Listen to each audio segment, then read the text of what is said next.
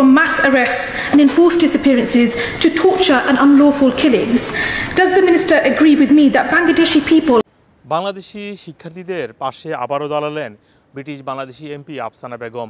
তিনি 30 জুলাই ব্রিটেনের পার্লামেন্টে হাউস অব কমন্সে প্রশ্ন করতে গিয়ে হাউস অব কমন্সে বাংলাদেশের ইস্যুটি আবারও নিয়ে এসেছেন এবং সেখানে তিনি বাংলাদেশের ইস্যুকে কেন্দ্র করে 4টি পয়েন্ট উল্লেখ করেছেন তার বক্তৃতায়। সেখানে তিনি বলেছেন বাংলাদেশে শিক্ষার্থীদেরকে গুম করা হচ্ছে, তাদেরকে নির্যাতন করা হচ্ছে, তাদেরকে আটক করা হচ্ছে এবং তাদেরকে হত্যা করা হচ্ছে এবং তিনি হত্যার কথা বলতে গিয়ে বলেছেন বাংলাদেশে বিচার বহির্ভূত হত্যা হচ্ছে।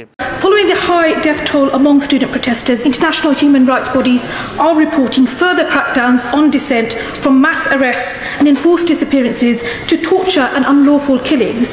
Does the Minister agree with me that Bangladeshi people must have the right to exercise their fundamental human rights, including the right to protest?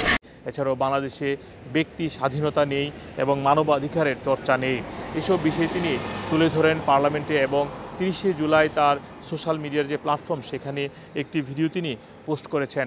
আপনারা জানেন এর আগেও আফসানা বেগম প্রথম যখন বাংলাদেশে এই পরিস্থিতি, কারফিউ পরিস্থিতি বা সহিংসতা তৈরি হয়েছিল তখনই তিনি বাংলাদেশের প্রসঙ্গ নিয়ে কথা বলেন এবং তখন তিনি আরও 1 সপ্তাহ আগে আর্লি ডে মোশন একটি উত্থাপন করেছিলেন এবং এখন পর্যন্ত ওই মোশনের সাথে 26 জন এমপি, ব্রিটিশ এমপি একাত্মতা প্রকাশ করেছেন। তারা বাংলাদেশের যে সহিংসতা হয়েছে, ছাত্রদের বিষয়ে যে নির্যাতন করা হয়েছে সেই বিষয়টি নিয়ে ব্রিটিশ পার্লামেন্টে ডিবেট করতে চান এবং এই বিষয়টির সাথে একাত্মতা প্রকাশ করেছেন এখন পর্যন্ত প্রায় 20 জনের বেশি এমপি এবং ওই এমপিরাও চান বাংলাদেশে স্বাধীনতার চর্চা হোক, স্বাধীন মত প্রকাশের স্বাধীনতা থাকুক এবং বাংলাদেশে যে নির্যাতন করা হয়েছে সেটি বন্ধ হোক।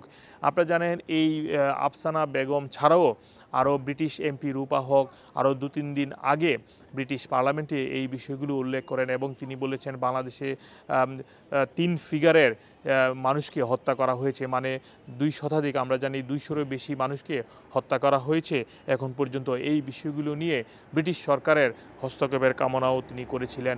তবে এরই মধ্যে আপনারা জানেন ব্রিটিশ সরকারও এই বিষয় নিয়ে বিবৃতি প্রকাশ করেছে। এছাড়াও আরেক ব্রিটিশ বাংলাদেশি এমপি রুশনারা আলীও বিবৃতি প্রকাশ করেছেন। তিনি সাংবাদিকদের ডেকে নিয়ে লেবার দলের যে অফিস রয়েছে বেথনাল গ্রিনে পূর্ব লন্ডনের, সেখানে সাংবাদিকদেরকে নিয়ে তিনি বাংলাদেশের বিষয়ে উদ্বেগ প্রকাশ করেন। এছাড়াও তিনি আরও বিবৃতি দিয়ে বাংলাদেশে এসব বন্ধ হওয়ার তিনি দাবি জানিয়েছেন এবং তার এলাকার যে আসন থেকে তিনি নির্বাচন করেছেন সেই আসনের কেউ যদি কোনো সহযোগিতা চায় তিনি সহযোগিতারও আশ্বাস দিয়েছেন। তো এখন পর্যন্ত 3 ব্রিটিশ বাংলাদেশি বাংলাদেশের এই পরিস্থিতি নিয়ে উদ্বেগ প্রকাশ করেছেন। এছাড়াও বিশ্বের বিভিন্ন দেশ বাংলাদেশের এই পরিস্থিতি নিয়ে উদ্বেগ প্রকাশ করেছে। মোহাম্মদ আব্দুল হান্নান, 2A নিউজ, যুক্তরাজ্য।